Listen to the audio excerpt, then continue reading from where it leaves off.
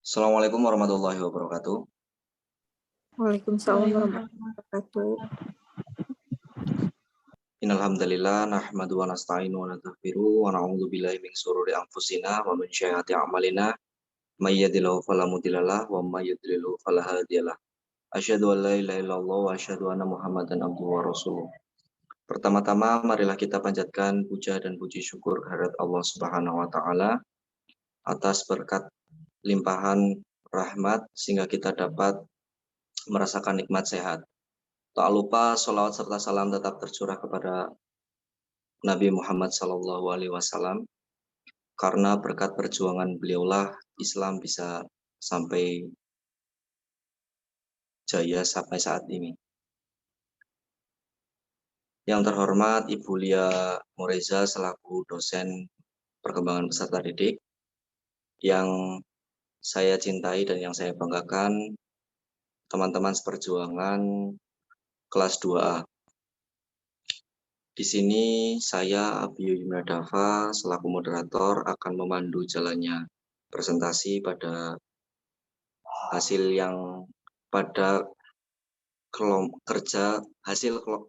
kerja kelompok kami, yakni kelompok 5. Presentasi pertama akan dibawakan oleh saya sendiri, yakni Abiyyu Yunadafa. Presentasi kedua akan dibawakan oleh Bapak Hanjar Agung Prasetyo. Presentasi ketiga akan dibawakan oleh Ibu Nabilah Hilmi Marlinan. Presentasi keempat akan dibawakan oleh Ibu Solehati Nabila Husain. Presentasi ke-5 akan dibawakan oleh Ibu Tika Nur Syafa'ah. Presentasi ke-6 akan dibawakan oleh Ibu Reza Rosdiana, dan presentasi ke-7 akan dibawakan oleh Ibu Anggun Mai Cahyani.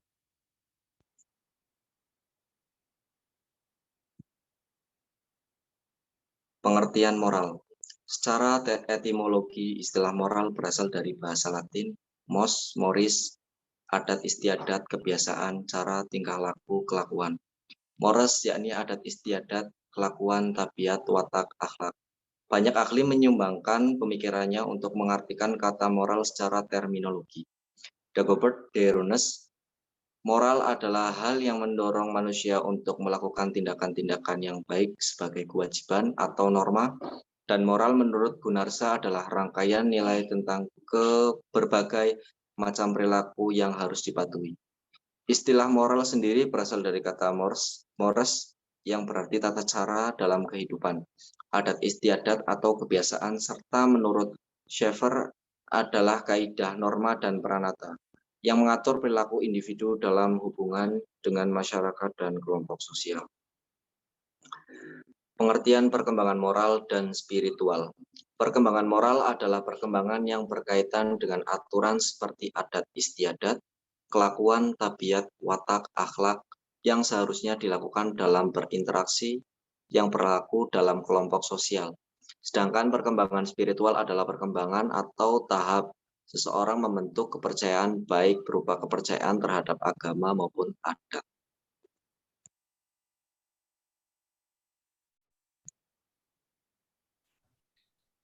Menurut teori psikologi belajar, perkembangan moral dipandang sebagai hasil rangkaian stimulus respon yang dipelajari oleh anak, antara lain berupa hukuman atau punishment dan pujian atau reward yang sering dialami oleh anak.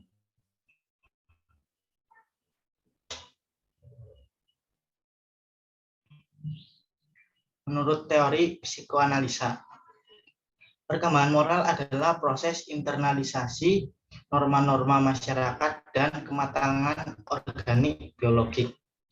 Yang selanjutnya, seseorang telah mengembangkan aspek moral bila telah menginternalisasikan aturan atau kaidah kehidupan di dalam masyarakat dan dapat mengaktualisasikan dalam perilaku yang terus-menerus, atau dengan kata lain telah menetap.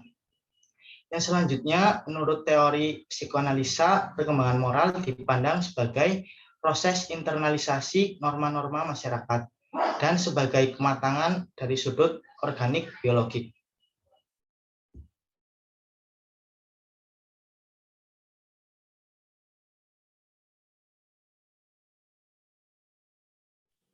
Kelebihan, Pak.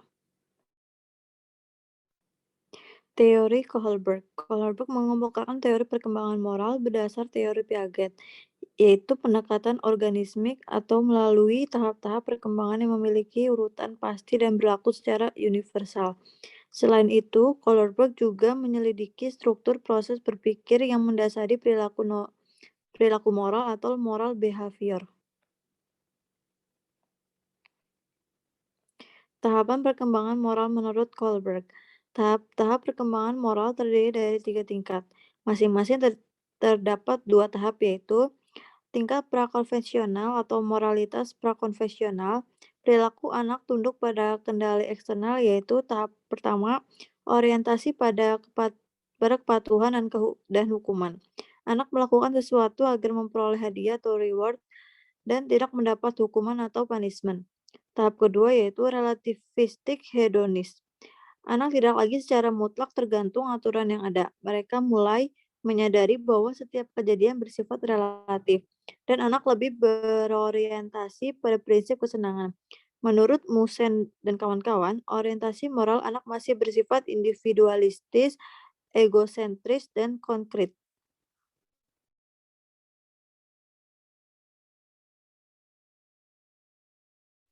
Perkembangan moral dan spiritual pada masa bayi. Pada masa bayi ini tingkah laku hampir semuanya didominasi oleh dorongan naluriah belaka atau impulsif. Oleh karena itu, tingkah laku anak belum bisa dinilai sebagai tingkah laku bermoral atau tidak bermoral. Pada masa ini, anak cenderung suka mengulangi perbuatan yang menyenangkan dan tidak mengulangi perbuatan yang menyakitkan. Seorang bayi belum memiliki kapasitas untuk mengembangkan kecerdasan moralnya. Yang dia miliki hanyalah rasa benar dan salah terhadap sesuatu yang berlaku untuk dirinya sendiri. Contoh, bagi bayi, rasa lapar itu salah, sehingga dia menangis saat lapar. Bayi yang sedang dalam proses tumbuh kembang yang mempunyai kebutuhan yang spesifik atau fisik, psikologi, sosial, dan spiritual yang berbeda dengan orang dewasa. Anak adalah individu yang masih bergantung pada orang dewasa dan lingkungannya. Artinya membutuhkan lingkungan yang dapat memfasilitasi dalam memenuhi kebutuhan dasarnya dan untuk belajar mandiri. Tahap awal perkembangan manusia dimulai dari masa perkembangan bayi. Heber 1987 menjelaskan bahwa perkembangan spiritual bayi merupakan dasar untuk perkembangan spiritual selanjutnya. Bayi memang belum memiliki moral untuk mengenal arti spiritual. Keluarga yang spiritualnya baik merupakan sumber dari terbentuknya perkembangan spiritual yang baik pada bayi. Perkembangan moral dan spiritual pada masa kanak-kanak awal. Pada fase ini, anak sudah mengalami peningkatan kemampuan kognitif.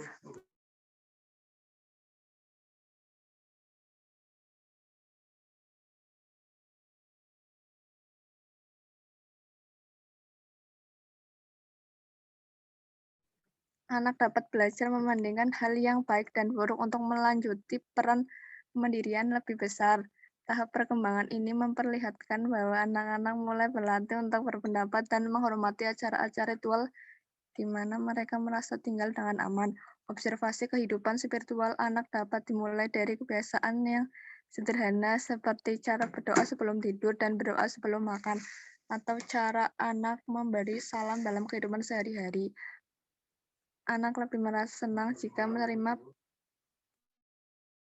pengalaman-pengalaman baru, termasuk pengalaman spiritual. Pada masa ini, anak sudah memiliki dasar tentang sikap moralitas terhadap kelompok sosialnya, orang tua, saudara, dan teman sebaya.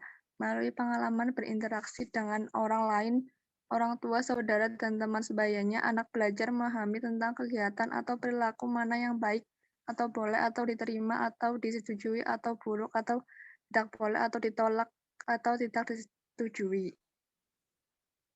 Perkembangan moral dan spiritual pada anak masa prasekolah. Pada fase ini berhubungan erat dengan kondisi psikologis dominannya, yaitu mulai memahami kebutuhan sosial, norma, dan harapan, serta berusaha menyesuaikan dengan norma keluarga. Anak tidak hanya membandingkan sesuatu benar atau salah, tetapi membandingkan norma yang dimiliki keluarganya dengan norma keluarga lain. Kebutuhan anak pada masa prasekolah adalah mengetahui filosofi yang mendasar tentang isu-isu spiritual. Kebutuhan anak-anak sudah mulai berpikiran konkret. Mereka kadang sulit menerima penjelasan mengenai Tuhan yang abstrak. Bahkan mereka masih kesulitan membedakan Tuhan dan orang tuanya. Melalui pengalaman berinteraksi dengan orang lain atau orang tua, saudara, dan teman sebaya, anak belajar memahami tentang kegiatan atau perilaku mana yang baik dan mana yang buruk.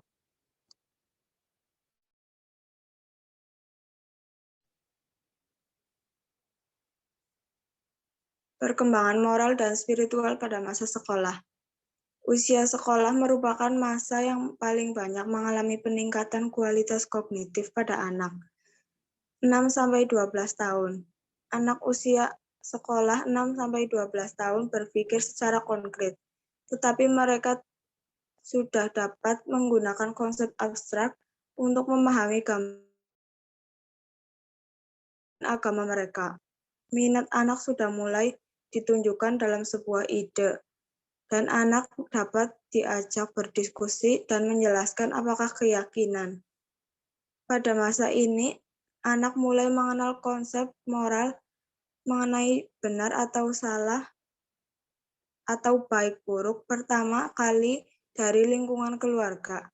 Pada mulanya mungkin anak tidak mengerti konsep, lalu anak akan memahaminya. Pada masa ini anak sudah dapat mengikuti tuntutan dari orang tua atau lingkungan sosialnya. Pada akhir usia ini, anak sudah dapat memahami alasan yang mendasari suatu peraturan. Di samping itu, anak sudah dapat mengasosiasikan setiap bentuk perilaku dengan konsep benar salah atau baik buruk. Perkembangan moral dan spiritual pada masa remaja. Pada tahap ini, remaja sudah memahami akan arti dan tujuan hidup menggunakan pengetahuan misalnya untuk mengambil keputusan saat ini dan yang akan datang. Kepercayaan berkembang dengan mencoba dalam hidup. Remaja menguji nilai dan kepercayaan orang tua mereka dan dapat menolak atau menerimanya. Secara alami, kepercayaan pada kelompok mereka dapat mengalami bingung ketika mengemukakan perilaku dan role model yang tidak konsisten. Pada tahap ini, kepercayaan pada kelompok paling tinggi perannya daripada keluarga. Tetapi keyakinan yang diambil dari orang lain biasanya lebih mirip dengan keluarga, walaupun mereka protes dan memberontak saat remaja. Bagi orang tua ini merupakan tahap paling sulit karena orang tua melepas otoritasnya dan membimbing anak untuk bertanggung jawab.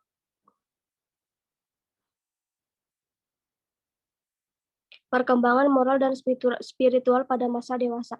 Pada tahap dewasa awal ini, individu menjalani proses perkembangannya dengan melanjutkan pencarian identitas spiritual, memikirkan untuk memilih nilai dan kepercayaan mereka yang dipelajari saat kanak-kanak dan berusaha melaksanakan sistem kepercayaan mereka sendiri. Spiritual bukan merupakan perhatian utama pada usia ini. Mereka lebih banyak memudahkan hidup, walaupun mereka tidak memungkiri bahwa mereka sudah dewasa.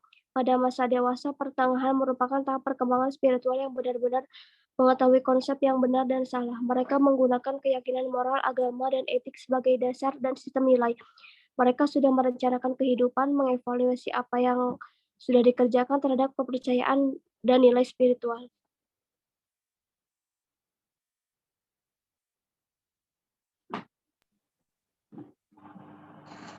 Perkembangan moral dan spiritual pada masa lansia. Menurut Haber 1987, pada masa ini, walaupun membayangkan kematian, mereka banyak menggeluti spiritual sebagai isu yang menarik, karena mereka melihat agama sebagai faktor yang mempengaruhi kebahagiaan dan rasa berguna bagi orang lain. Riset membuktikan orang yang agamanya baik mempunyai kemungkinan melanjutkan kehidupan lebih baik. Bagi lansia yang agamanya tidak baik, menunjukkan tujuan hidup yang kurang, rasa tidak berharga, tidak dicintai, ketidakbebasan, dan rasa takut mati. Dimensi spiritual menjadi bagian yang komprehensif dan komprehensif dalam kehidupan manusia karena setiap individu pasti memiliki aspek spiritual. Walaupun dengan tingkat pengalaman dan pengamatan yang berbeda-beda berdasarkan nilai dan keyakinan mereka yang mereka percaya. Setiap fase dari tahap perkembangan individu menunjukkan perbedaan tingkat atau pengalaman spiritual yang berbeda. Perkembangan moral pada masa lansia ini cenderung ingin dihormati dan pendapatnya yang harus selalu benar. Perkembangan moral spiritual pada anak berkebutuhan khusus. Anak berkebutuhan khusus adalah anak yang dalam pendidikan memerlukan pelayanan yang spesifik berbeda dengan anak pada umumnya. Anak berkebutuhan khusus ini mengalami hambatan dalam belajar dan perkembangan. Oleh sebab itu, mereka memerlukan layanan pendidikan yang sesuai dengan kebutuhan belajar masing-masing anak, utamanya dalam mengembangkan moral dan spiritual.